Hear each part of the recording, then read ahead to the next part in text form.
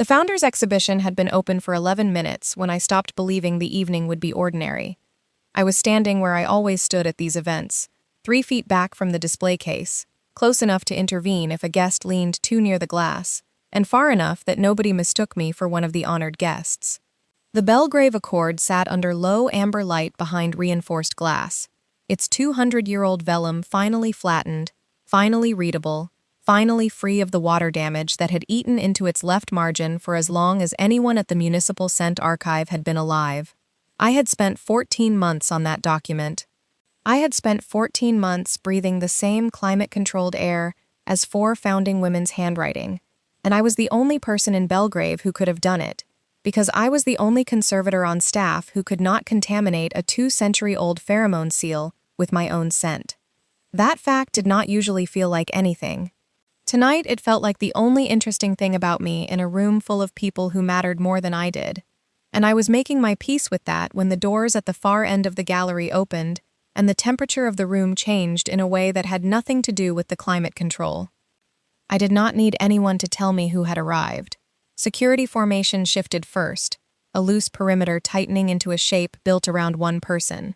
Then the noise of the gallery dropped by half, the particular hush that happens when several hundred people simultaneously decide to look somewhere else, while pretending they are not looking. I glanced up along with everyone else because it would have been strange not to, and there was Aurelia Vane, First Alpha of Belgrave, arriving 40 minutes late from an emergency council session, still in the dark gray suit she must have worn into that meeting, offering the exhibition's board chair a handshake and an apology in the same unhurried breath. I had seen her on screens. Everyone in Belgrave had seen her on screens. She looked, in person, exactly as controlled as she looked in every interview I had ever half-watched while eating dinner alone. Exactly as unreadable. Exactly as carved. She moved through the crowd the way water moves around a stone that has been in the same place for a very long time, and for about 90 seconds I watched her the way I imagine most of the room was watching her, with the specific fascinated boredom people reserve for public figures who are famous mostly for never doing anything interesting in front of a camera. Then she reached the section of the gallery where I was standing, and she stopped so completely that the aide walking a half step behind her nearly collided with her back. I noticed it before I understood it. Her spine went rigid in a way that had nothing to do with posture training. Her head turned, not toward the treaty case, not toward the board chair still mid-sentence beside her, but toward me, and her eyes did something I had never had an alpha's eyes do in 28 years of standing near alphas at alpha-heavy events. They focused, not glanced, not swept past. Focused, the way you focus on the one word in a paragraph you have been searching for. Her breathing changed next. I could see it from 10 feet away, the visible unevenness of it, her chest working harder than the room's temperature, or her 40-minute walk from the car could explain. And then the thing that made 3 separate people gasp, and 1 very expensive glass of champagne shatter against the marble floor. Her scent broke past whatever leash she kept on it. All at once, enough that I watched 2 betas near the treaty case take an involuntary step backward, hands rising to their own noses as though they could physically push the air away. Security moved on instinct. I watched 4 large men reach for weapons that were not weapons, scanners. The little handheld devices used to detect illegal pheromone stimulants at events like this, because that was the only explanation any of them had for a First Alpha losing control in a public gallery. I assumed the same thing. I actually turned to look behind me, genuinely searching for whoever had been stupid enough to release something illegal at a function with this much security in the room, because it did not occur to me, could not have occurred to me, that the reaction belonged to me. Then Aurelia Vane took 1 full step toward me, fast, and stopped herself so hard that I heard the sound her shoe made against the floor when she planted it. "Stand down," she said, and her voice was the only steady thing in the entire gallery. "Nobody touches her." I did not understand the word her. I looked around for the woman she must have meant, and there was no one else standing where I was standing. There was only me, in the archive's plain navy uniform, holding a clipboard I had stopped reading 11 minutes ago, with the most powerful alpha in the city, looking at me like I had just answered a question she had been asking her entire life. "Whatever you're reacting to," I said, because someone had to say something, and apparently it was going to be me. "It isn't me. I'm scentless. She looked at me, the way you look at someone who has just told you something you already know is untrue. No, she said, you're not. The room had gone very quiet by then, quiet enough that I heard her say it clearly, quiet enough that I saw 3 separate phones come up around the edges of my vision. Aurelia did not seem to notice, or did not seem to care. She was still holding herself back from me with what I can only describe as visible physical effort, both hands loosely fisted at her sides, her jaw set in a way that made the muscle along it stand out. May I come closer? She asked. Nobody had ever asked me that. Alphas did not ask me anything, generally, because alphas did not generally notice me standing anywhere. I stood there long enough that the silence became its own kind of answer, and when I finally found my voice, what came out of it was, no. She stepped back immediately. Not slowly, not reluctantly, not with the theatrical restraint of someone performing patience for an audience.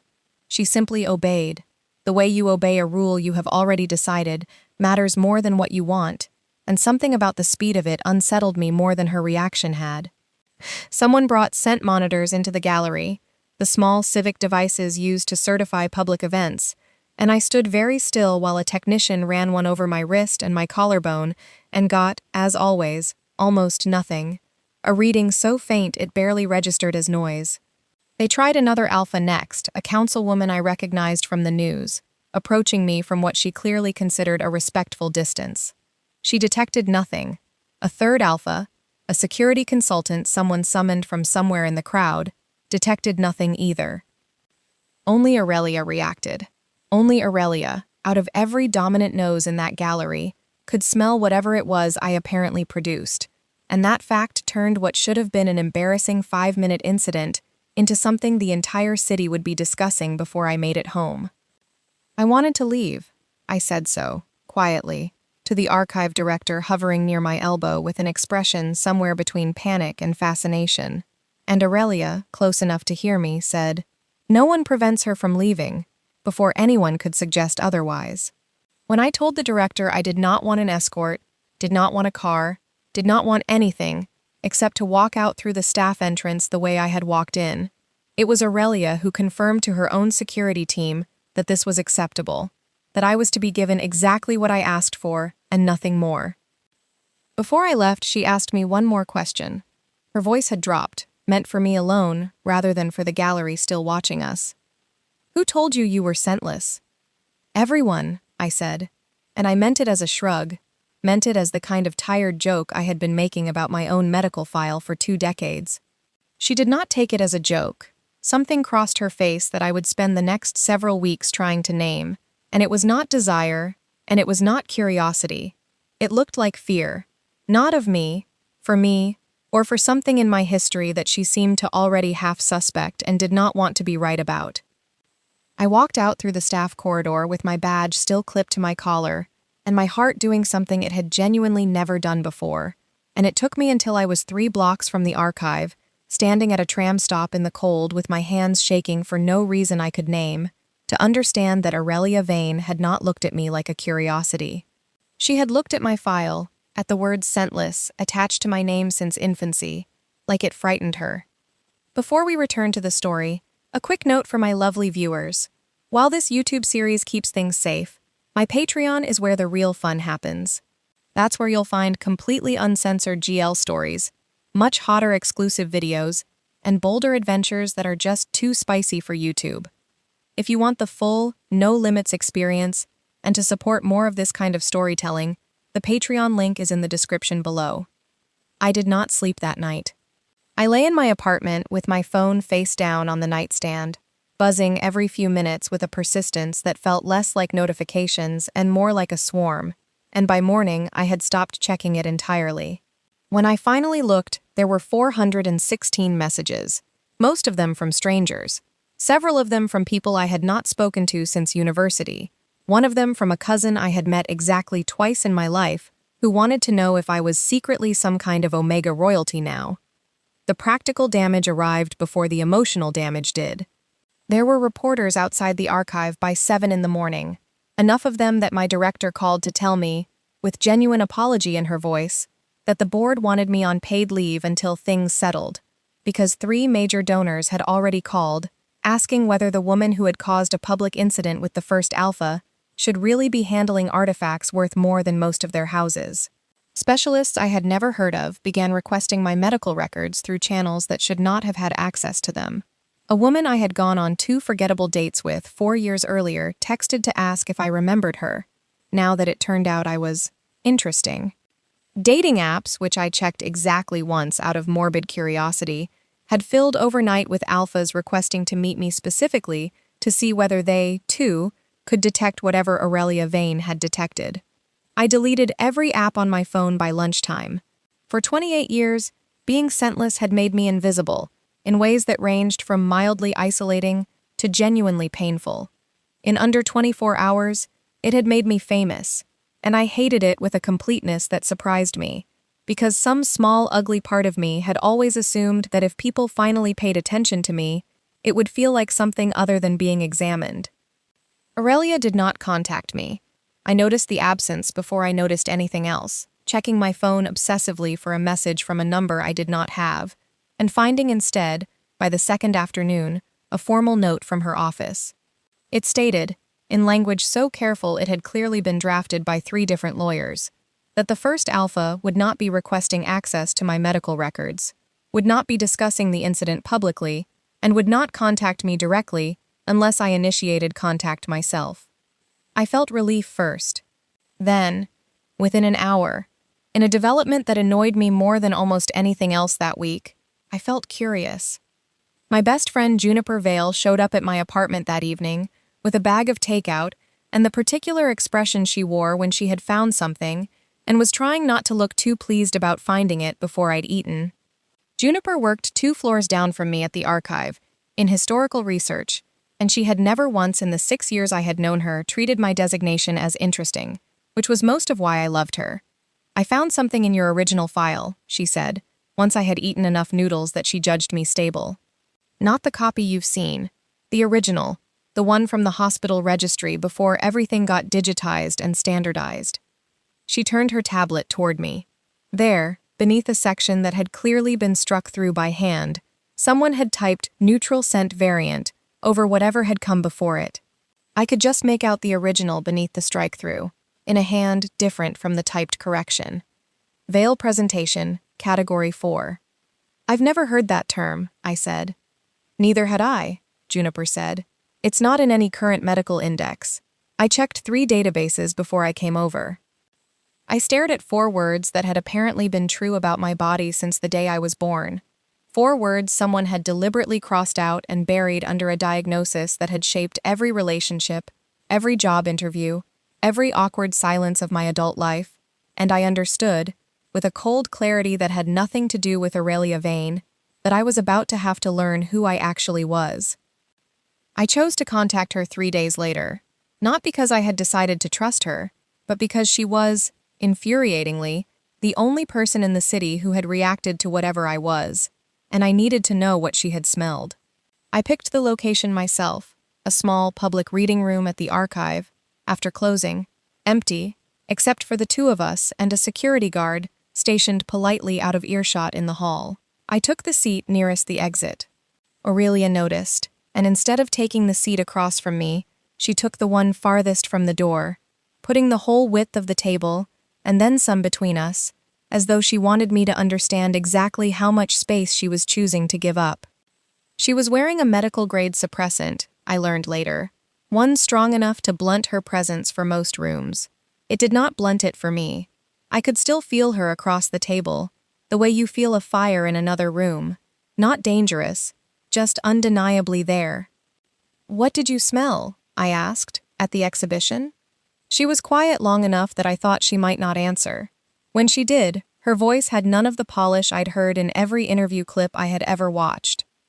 "The inside of an old book," she said slowly, like she was translating from a language she didn't fully speak, "opened after decades of being shut. Green pear skin, cool porcelain, and something like the second before a lamp turns on, when the filament hasn't caught yet, but you can feel that it's about to."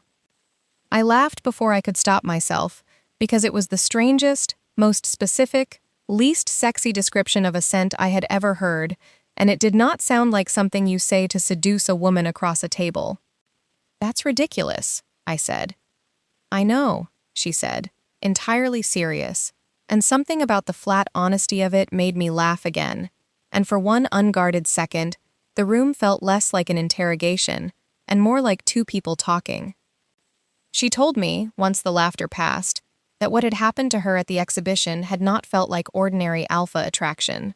She had experienced attraction before, she said, in the detached, careful way she seemed to discuss most things about herself. This had not been that. For several seconds, her body had behaved as though it had located a signal it had been searching for her entire life without her knowledge, and she found that disturbing rather than romantic. My body reacting to you, she said, gives me no right to you. I need you to understand that before we discuss anything else. I asked whether she wanted to know why it had happened. She said yes. Then she said that if I chose never to investigate it, if I wanted to walk away from the entire question and go back to being invisible, she would accept that too, and would not contact me again. I did not believe her. Not yet. The Scentless community in Belgrave, I learned over the following weeks, numbered somewhere in the low thousands, most of them genuinely low-output betas, rather than anything resembling what had happened to me. I had avoided every organization built around the term for most of my adult life, unwilling to let a medical footnote become my entire personality. But the community center Juniper found for me had a small library and a woman behind the front desk who, when I mentioned my name, went very quiet and asked if I would be willing to speak with a specialist. Dr. Esme Kaur was an omega endocrinologist in her mid-40s who had spent 2 decades studying atypical designation development, and she was, refreshingly, not connected to Aurelia in any way I could find. She ran 3 separate panels of blood work before she said anything definitive, and when she finally sat across from me with the results, she looked less like a doctor delivering good news, and more like a historian who had just found something in an archive that changed everything she thought she knew. Veil presentation isn't current terminology, she said, because the medical establishment stopped believing reliable cases existed, roughly 50 years ago. It described people whose pheromone signals weren't absent, they were masked. Suppressed, deliberately or biologically, strongly enough that standard scanners couldn't register them. Masked by what? That's what I don't know yet, she said, but your receptor structures shouldn't coexist the way they do. You have architecture that reads as both alpha-adjacent and omega-adjacent, layered in a pattern I've only seen described in decades-old literature. You are producing pheromone compounds, Mira, actively. Almost nobody can perceive them. Apparently Aurelia Vane can. I asked her, carefully, what that meant. It might mean she has an unusually rare receptor, Esme said, capable of detecting an unusually rare signal. It does not mean destiny. It does not mean she is biologically owed you, and it does not mean you are biologically owed her. Compatibility is not love, Mira. I want you to remember that, because everyone around you is about to forget it. I repeated that sentence to myself more times over the following months than I could count. The political fallout arrived faster than the scientific answers did. Other alpha houses accused Aurelia of losing control in public, a charge that struck at the exact reputation she had spent her adult life building. Some demanded I be medically evaluated for possession of an illegal pheromone weapon, a suggestion so absurd that even the tabloids covering it seemed embarrassed. Others argued I should be barred from civic alpha gatherings entirely, for everyone's safety, as though I had done something other than stand near a display case. Aurelia rejected both positions publicly. During a council session I watched from my apartment with my knees pulled up to my chest. She stated, in the same flat, exact voice she used for everything, that I had committed no offense, and that a biological reaction occurring inside her own body was her responsibility and no one else's. She did not name me more than the moment required. She did not imply, anywhere in that speech, that I belonged to her, or that our lives were now entangled, or that the council's questions entitled anyone to answers about me. It was the first time I saw her use the full weight of her position without using it to take something from me, and it moved me more than I wanted it to. We began meeting because we each had information the other needed, And somewhere in the following weeks, those meetings became something else, without either of us formally admitting it. She came to the restoration laboratory once, gloved awkwardly in the cotton gloves I handed her, holding a fragment of 18th century vellum like it might detonate, and when I told her she could relax her grip slightly, she looked so genuinely alarmed at the idea of doing anything wrong to a 200-year-old document that I had to turn away so she wouldn't see me smile. She dismissed her official car once, after I refused to discuss anything personal in front of 2 security staff sitting 6 feet away, and we rode a late-night tram together instead, rattling along half-empty tracks while she sat with her hands folded in her lap like someone unused to public transit and determined not to show it. She did not know how to buy fruit at the neighborhood market the following week, standing in front of a stall of plums with an expression of genuine, quiet panic, because apparently no one had ever taught the most powerful alpha in Belgrave how to select ripe produce without a staff member doing it for her. I picked 3 plums for her without comment. She thanked me like I'd done something enormous. At a riverside cafe one gray afternoon, I deliberately sat at a table beside a group of alphas deep in some finance conversation, testing, half-consciously, whether anyone besides Aurelia would ever notice me. Nobody did. Aurelia, watching from across our own table, tried very hard not to look pleased about that fact and failed completely, and I noticed, and did not tell her I'd noticed, because watching her fail at something was its own quiet pleasure. Under the old railway arches during a sudden autumn storm, she offered me her coat. I told her I was capable of being cold independently. She said she had never suggested otherwise, and held the coat out anyway, and I took it because refusing twice would have been its own kind of performance.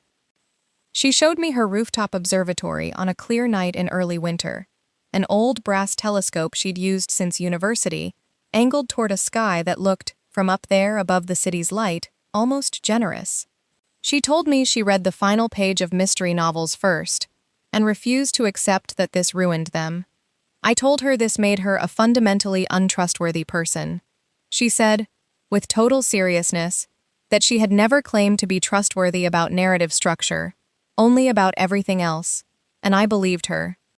She agreed, one gray afternoon at Esme's clinic, to a temporary receptor suppression, a treatment that would block her alpha perception for several hours, because she wanted to know, and wanted me to know, whether she could still want to be near me without any scent information at all. I understood, watching her sit still under the sting of the injection, that this was not a scientific experiment meant to prove anything to either of us so cleanly. It was Aurelia, trying to answer a fear she hadn't spoken aloud yet, that I believed she only wanted me because her body had told her to. For several hours that afternoon, I was as scentless to her as I was to the rest of the world. Nothing dramatic happened.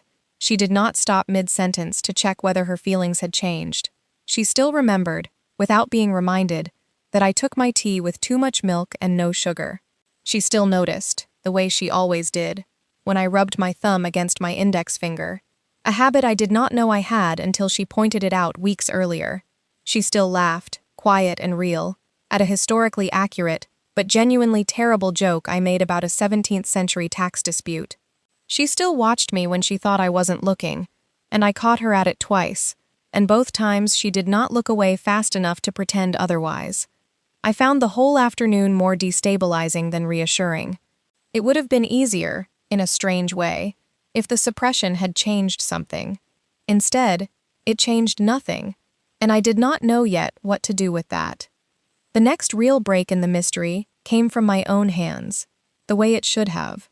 I was restoring a water-damaged box of maternity records from a hospital that had closed 30 years earlier, work unrelated to anything happening in my personal life, when I found an obsolete pheromone preservation seal pressed into the corner of one folder.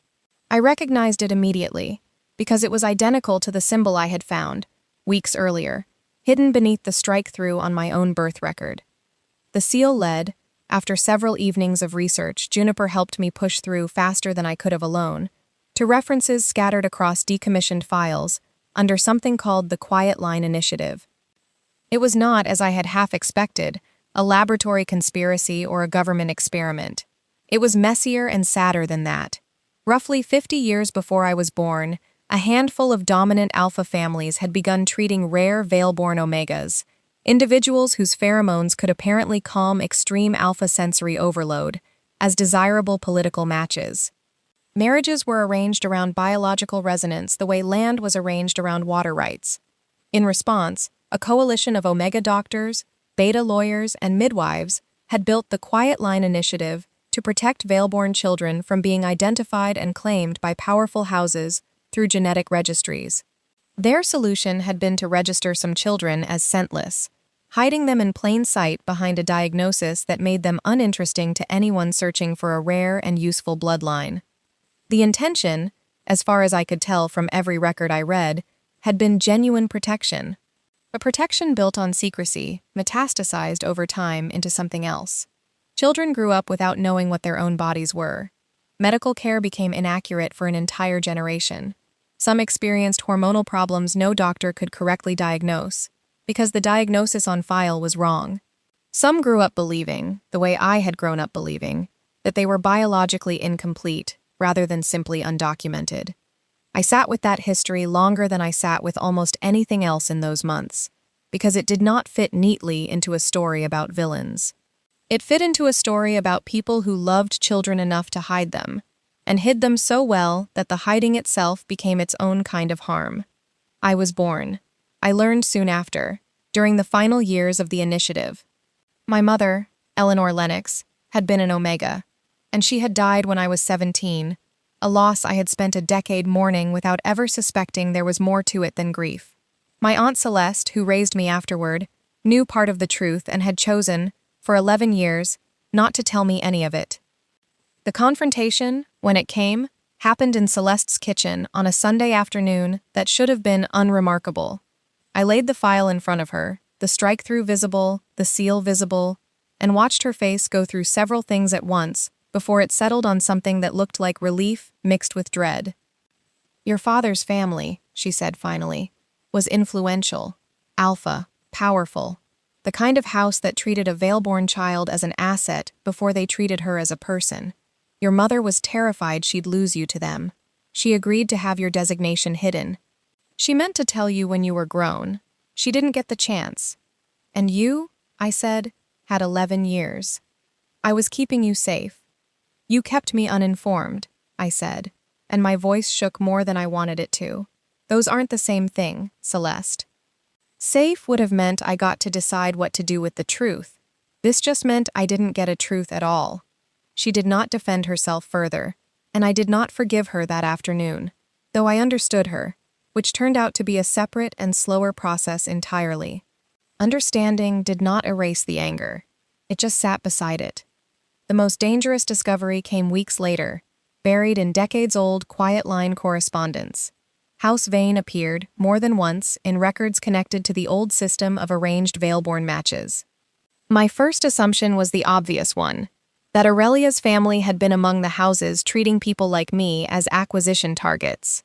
Aurelia did not deny the possibility when I brought it to her, sitting across from me in the reading room where we'd first talked properly. Instead, she gave me full, unrestricted access to the private Vane family archive, records that could, if they confirmed the worst, damage her family's name permanently. "If my ancestors did something unforgivable," she said, "you deserve to know it more than House Vane deserves protecting." Her Aunt Maëlys disagreed, forcefully and repeatedly. Maëlys Vane, 62, a former First Alpha herself, and the woman who had raised Aurelia after her parents died, was not, I came to understand, a simple villain. She genuinely loved Aurelia. She genuinely believed that Belgrave's old traditions, biological matching among them, had kept unstable alpha rulers from becoming dangerous, and that veil-born pairings had once served an important social function the modern city had foolishly discarded. When she learned that I was veil-born and that Aurelia reacted to me the way she did, Maëlys did not see a scandal.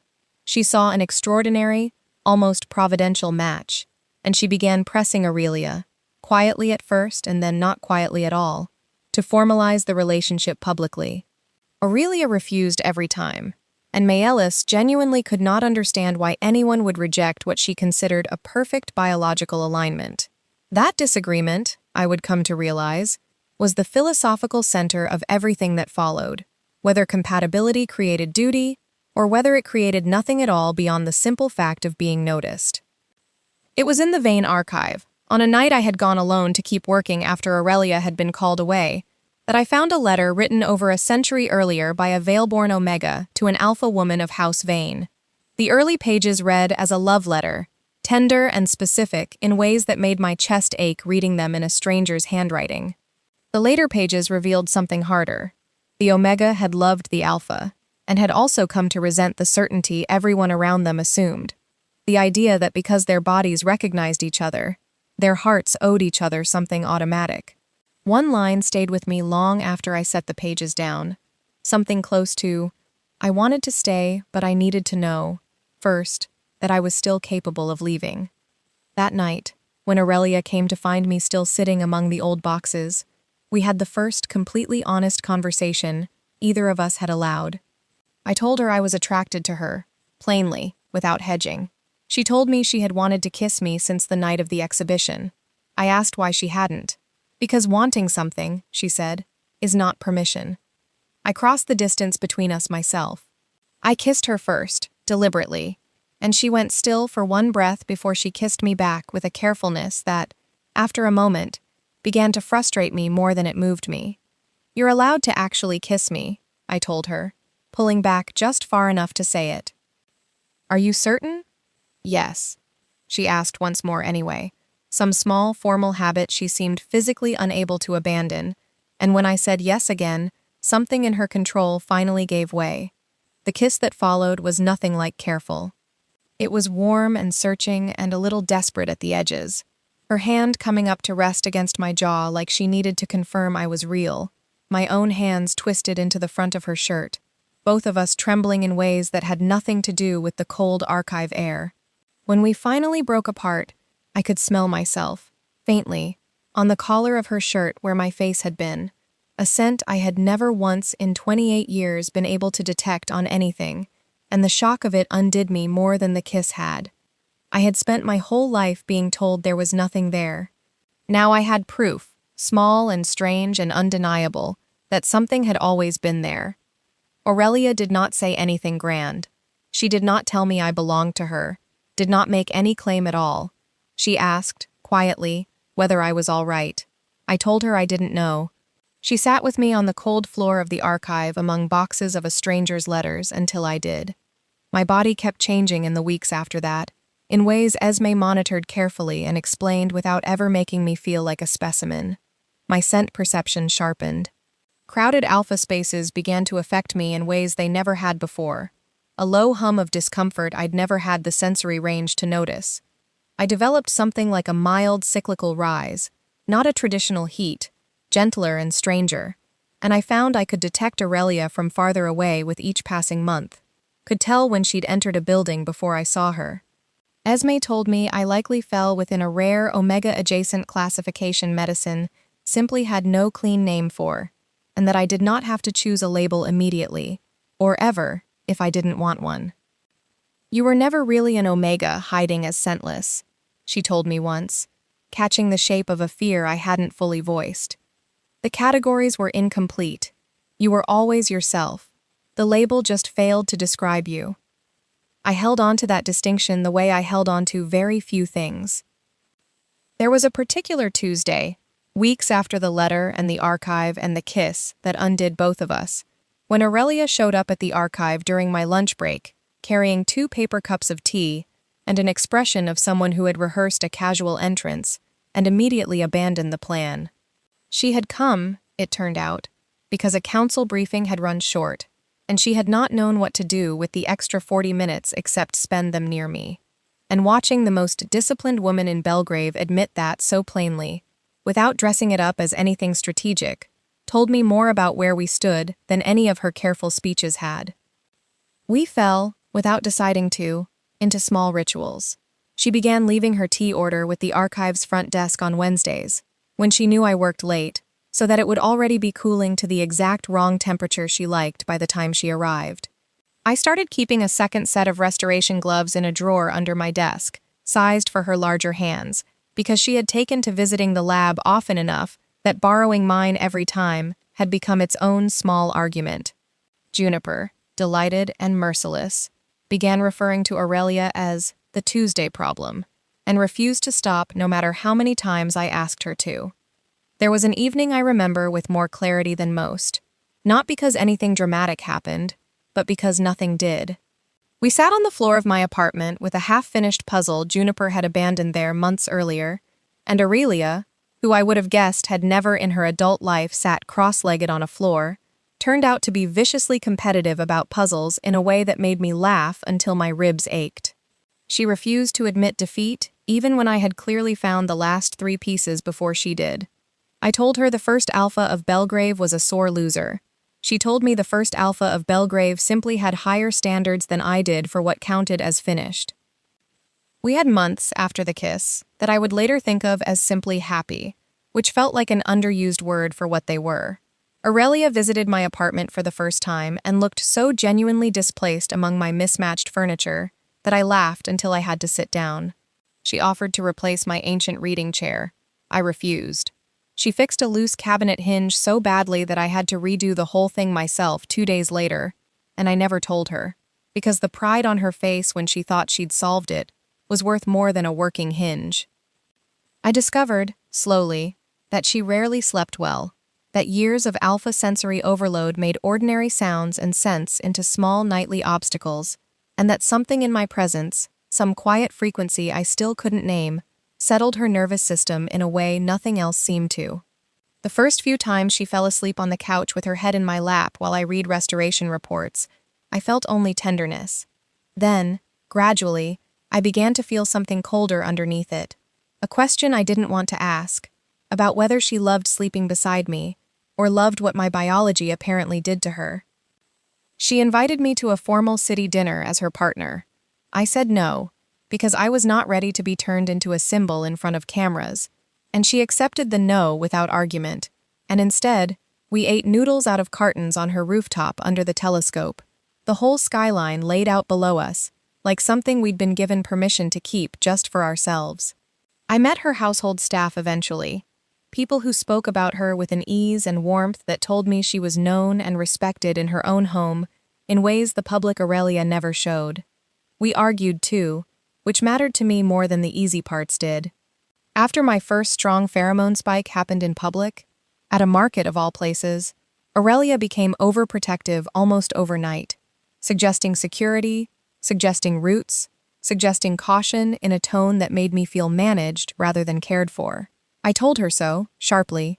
She went quiet, and then, to her credit, apologized before I had to push further, recognizing the old instinct in herself, and naming it out loud rather than making me do the work of naming it for her. She was not perfect. She struggled visibly with instincts she'd spent a lifetime disciplining. But her growth came from catching herself, and from listening when I told her something hurt, and that, more than any grand romantic gesture, was what made me trust her. Malus approached me alone one afternoon, in a private sitting room I hadn't known existed inside the Vane residence, and told me something that ended the happiest months of my life. She had old scientific records, she said, showing that Vale-borne pheromones dramatically reduced neurological stress markers in rare dominant alphas, Aurelia's specific profile chief among them. Aurelia's insomnia, her headaches, the sensory overload she managed daily, even her risk of an uncontrolled alpha episode under extreme stress, all of it, Malus claimed, improved measurably when she remained near me. She has known this, Malus said, for weeks. I confronted Aurelia that night. She did not deny it. She admitted she had learned, recently, that my presence was correlated with a measurable reduction in several of her symptoms, and that she had chosen not to tell me because she feared exactly what I now believed, that our relationship had become, in some clinical sense, a form of biological dependence rather than a choice. The conversation that followed lasted most of the night and hurt in a way I had not braced for. I asked her the question that had been sitting underneath every good moment of the last several months, unspoken until now. If my scent stopped working tomorrow, I said, would you still want me? Yes, she said, immediately, with no hesitation at all. You can't know that. Then let me prove it. I was too raw to accept the offer that night. I told her I needed distance, and I listed, in a voice that shook with how much I hated saying it, exactly what that distance had to mean. No following me home, no security assigned to watch over me without my permission, no gifts, no unexpected appearances, no use of her position to protect me from anything short of genuine danger. I blocked her private number that same night. She did not circumvent it, not once. The separation that followed was not brief, and I will not pretend it did not hurt in ways I had not experienced before. I missed her with an intensity that embarrassed me, missed the particular quality of quiet she brought into a room, missed arguing with her about mystery novels, missed the ridiculous seriousness with which she drank her tea. But I also began, in the empty evenings, to question every soft memory I had of us. Had she loved the archive because I was in it, or because my pheromones calmed some restless part of her nervous system she'd spent her whole life fighting? Had she fallen asleep in my lap because she trusted me, or because I functioned, chemically, like medicine? Had she kissed me because she wanted me, or because instinct had simply run out of patience? I did not have answers, and for the first time since the exhibition, I let myself sit in the not knowing, instead of chasing it away. The days without her had a strange, hollow shape to them. I noticed her absence most in small domestic moments that had nothing to do with romance and everything to do with how thoroughly she had woven herself into the ordinary architecture of my week. The Wednesday tea order that no longer appeared at the front desk, the extra pair of gloves sitting untouched in my drawer, the empty space on my apartment floor where a half-finished puzzle sat gathering dust because neither of us was there to fight over the last pieces. Juniper stopped calling her the Tuesday problem without my asking her to, which told me she understood how raw the joke had become. I threw myself into work instead, because it was the one part of my life that had never depended on anyone else's chemistry. I spent long nights at the archive cataloging fragments of the Quiet Line files, building timelines, cross-referencing names, losing myself in the particular comfort of other people's old secrets instead of my own. Esme checked on me twice that first week, gently, without pushing, and told me that grief over a relationship that wasn't technically over yet was still grief, and that I was allowed to feel it without deciding what it meant about the future. Celeste called during that stretch, tentative in a way she had not been in years, and for the first time since I'd learned the truth about my childhood, I let her stay on the phone longer than I strictly needed to. I did not forgive her that week either. But I let her ask how I was, and I answered honestly, and something in that small exchange loosened slightly, as though the anger I was carrying toward Aurelia had made room, briefly, for a smaller and older anger to finally start easing instead. I saw Aurelia once from a distance during those weeks, at a public forum on the archive reforms neither of us could avoid attending. She did not approach me. She stood across the hall, composed in the way the cameras always caught her, and only once did I see the composure slip, for the length of a single breath, when her eyes found me across the crowd and then, deliberately, looked away first. I understood, watching her do it, exactly how much that single act of restraint was costing her, and it did nothing to make the ache in my own chest any smaller. Eventually I went to Esme with a request I knew she would resist. I asked whether my pheromone output could be temporarily and safely suppressed entirely, not for diagnostic purposes this time, but so I could know, without any biological signal at all in the room, what Aurelia felt when there was nothing left for her body to respond to. Esme warned me, gently but firmly, that using a medical procedure to test whether someone loved me was its own kind of danger, emotionally if not physically. I told her I understood, and I meant it, and she agreed, eventually, to a short-term clinical blocker originally designed for diagnostic testing, one that would suppress my signal for roughly 72 hours and nothing more. I did not tell Aurelia. Circumstances made the decision for me anyway. An emergency hearing was called regarding the Quiet Line records, requiring both of us in the same chamber on the second day of the blocker's effect. She walked in, and I watched from across the room the exact moment she reached for a signal that wasn't there. Confusion crossed her face, brief and genuine. Then she saw me, actually saw me, and her whole expression changed in a way that had nothing to do with scent at all. She crossed the room and stopped at the same respectful distance she always kept. She noticed I looked tired. She noticed I'd changed my earrings that morning. She remembered, without being told, that I'd had an important meeting earlier that day, and asked, quietly, whether I wanted her there beside me, or whether I'd rather she gave me space. I very nearly cried in the middle of a public hearing. I told her about the blocker later that night, in the reading room where so much of this had started. She was hurt, visibly, that I had felt the need to test her, and I understood the hurt and did not take it back, because I had needed the answer more than I'd needed to spare her feelings. She sat with the hurt for a moment, and then she said something simple, without any of the speeches she was capable of when she wanted to perform certainty.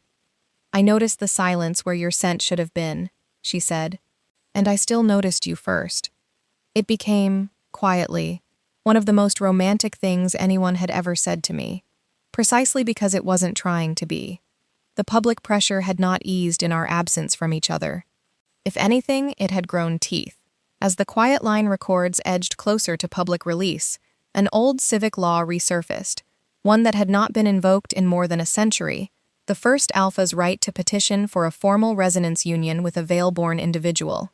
It could not legally force a marriage under modern civil code, but the symbolic weight of the tradition was enormous, and Maylis, along with several old Alpha houses, began demanding Aurelia invoke it, arguing that her biological stability affected the city's emergency leadership directly, and that I, whether I liked it or not, carried a civic responsibility to remain near her. I began reading commentary suggesting my body could make Belgrave safer, and that refusing to formalize things with Aurelia made me, in some abstract civic sense, selfish. It made me sick in a way I hadn't expected, the casual way strangers discussed my body as public infrastructure. Aurelia refused the petition publicly, flatly, without hedging, even as the council warned her that refusal would weaken her political standing. She did not seem to care. When Maylis produced a legal argument suggesting the First Alpha role itself had historically depended on access to a compatible Vale-born stabilizer during crisis periods, Aurelia was handed a choice with real teeth. Keep the office and let my body become, in some quiet legal sense, part of her public function, or give up the ancient authority that made such a claim possible at all. She chose to give it up, not quietly, not as a private sacrifice she expected credit for later, but publicly, in a statement that stunned the council chamber into genuine silence. She announced she would petition to abolish the resonance union clause entirely, and would push to restructure the First Alpha position, so no person's biological compatibility could ever again become a civic obligation, and that she was prepared to resign if the council would not support the reform. She never mentioned our relationship once in the entire statement. She framed the whole thing around principle, not romance. And watching from the archive, I understood exactly how much that restraint had cost her, and exactly why it mattered. The hearing where everything finally surfaced took place in the old assembly hall, and there was no violence in it, no boardroom conspiracy, nothing but a room full of people listening to history they had spent decades avoiding. I stood at the podium myself, presenting the restored quiet line records to the council and to representatives of the Scentless community, and I had to decide, in real time, whether to include documents that would embarrass several prominent Alpha families, House Vane among them. Aurelia had told me privately, days earlier, that her family's reputation was not my responsibility to protect. Maylis made one final attempt to persuade me to soften the record, her argument more intelligent than I wanted it to be, built around a genuine fear that certain truths destabilized more than they healed. I understood the fear. I refused anyway. What the records finally showed, laid bare in front of the entire city, was more complicated than any single villain could hold. Vale-born individuals had never been naturally subordinate to dominant alphas. That had been a convenient political fiction. Resonance varied enormously, and many Vale-born people never reacted to any alpha at all. The old matching system had turned rare biological compatibility into social ownership, and the Quiet Line Initiative, in trying to save children from that ownership, had built a different kind of harm, one made of silence instead of chains. Aurelia's ancestors had participated in the old system. Later members of House Vane had helped fund the very initiative built to undo it. History, as it turned out, contained both the wound and the attempt at repair, tangled together in the same family name. Buried among the last boxes was a letter my own mother had left, sealed under an adult access condition that had never been properly transferred when the hospital closed decades earlier. I read it alone, in a small side room, not in front of the council, not in front of cameras. Eleanor apologized, in careful handwriting I hadn't seen in over a decade, for the silence she'd built around me. She explained her fear plainly, without excusing it. She wrote that she hoped, by the time I finally learned the truth, the world would be different enough that I could decide for myself what that truth meant, rather than having it decided for me, the way it had been decided for her. I cried in that small room until I had nothing left. Aurelia did not come in. She waited outside the entire time, because I had asked to be alone, and when I finally opened the door, hours later, she was still there, sitting on the floor against the wall, like she'd have waited all night if that was what it took. I walked straight into her arms without saying anything, and she held me without saying anything either, and it was, somehow, exactly enough. We talked properly a few nights later, away from cameras and council chambers, in the restoration laboratory after everyone else had gone home, the restored Belgrave Accord resting nearby under its low protective light like it had been waiting, all this time, to witness the end of the story it had started. I told her the blocker test had proven she could want me without any scent at all in the room. I also told her, honestly, that I couldn't build a life around constantly testing whether I was loved, that at some point I had to choose to believe her instead of running experiments to confirm it. She agreed. Then I asked her, plainly, what she wanted. If you stripped away biology, and House Vane, and the First Alpha's office, and every historical expectation the city had ever placed on either of us. She didn't say simply you, the way I half expected. She gave me an answer with real edges to it. She wanted me correcting the way she held restoration tools. Wrong every single time, apparently. She wanted me stealing the salted crackers off her tea tray, which I did constantly and unrepentantly. She wanted to keep arguing about whether mystery novels should be read from the beginning, an argument she fully intended to keep losing on principle and winning in practice. She wanted me asleep beside her telescope on nights when neither of us could sleep for entirely different reasons. She wanted the version of me who was furious, exhausted, stubborn, laughing, uncertain, sure, scented, and scentless. All of it. Not a biological function wearing my face. I want a life, she said, not a symptom that improves. I told her I loved her. It did not come out gracefully, and I did not need it to. Our kiss after that was slower than the first one had been, and more certain, and when she pulled back to ask, once more, out of that habit she still hadn't broken, whether I was sure, I teased her for still asking. She told me she intended to keep asking, for as long as the answer mattered, which she suspected would be forever. Later that night, in her quiet residence with its careful scent-neutral rooms, we found our way to something tender and unhurried, that I will only say left both of us changed, in the good way, the way that has nothing to do with biology and everything to do with choosing someone in the dark and meaning it. Neither of us mentioned bonding that night, and when the subject came up weeks later, in full daylight, entirely calm, we decided together not to rush it. A bond chosen carelessly in a heightened moment would have meant less than one chosen deliberately, months down the line, by two people who had already survived doubting each other and come out the other side. Months passed after the hearing in a way that felt, for once, unremarkable in the best sense. The Resonance Union Clause was formally abolished. The First Alpha's office was redesigned so that no partner, medical or romantic, held any official standing in it ever again. Aurelia stepped down briefly, on principle, and stood for the reformed election months later, winning it not because of any biological argument, but because the city, having finally seen the whole of her, chose her anyway. The Quiet Line records were preserved publicly, with careful protections for the living families still named in them, and the city drafted its first real medical guidance for scent-neutral and veil-born individuals, built with input from people like Esme, instead of people who had simply theorized about us from a distance. I became head of a new archive project documenting the histories of people whose designations had been erased, hidden, or misclassified over the decades. A role I earned on the strength of my own expertise and nothing else. Aurelia did not offer it to me. I did not need her to. I kept my apartment for a while, and then, slowly, without either of us announcing it as a decision, began spending more nights at her residence than my own.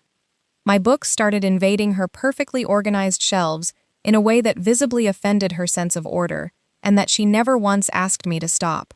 I labeled her tea tins with increasingly ridiculous names, and she pretended to find this unbearable, while secretly keeping every single label in a drawer I wasn't supposed to know about. I learned to use the rooftop telescope properly.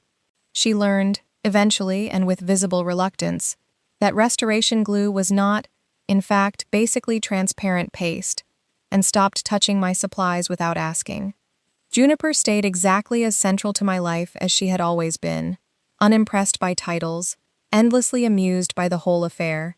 Celeste and I began, slowly, carefully, to rebuild something between us, not by pretending the silence of those 11 years hadn't happened, but by talking honestly about why it had. Melis did not transform overnight into someone I could easily forgive, and I never forced myself to.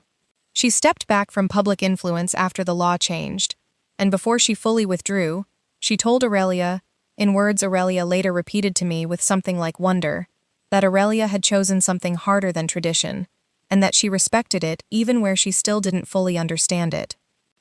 Almost exactly a year after the night of the Founders Exhibition, the Municipal Scent Archive held another public exhibition, its central display the completed history of the Quiet Line Initiative, alongside the recovered Valeborn letters, mine and my mother's names included among them at last, out in the open where they belonged. I was not standing 3 feet back from the case this time. I was the curator, the one giving the opening remarks, the one who had earned every word of the introduction someone else read out before I stepped up to speak. Aurelia arrived without an entourage arranged around me, without security clearing a perimeter, without any of the machinery that had made our first meeting feel like a public emergency. She wore her usual suppressant before walking into the crowded gallery, out of the same old habit of not wanting her presence to affect anyone who hadn't asked for it.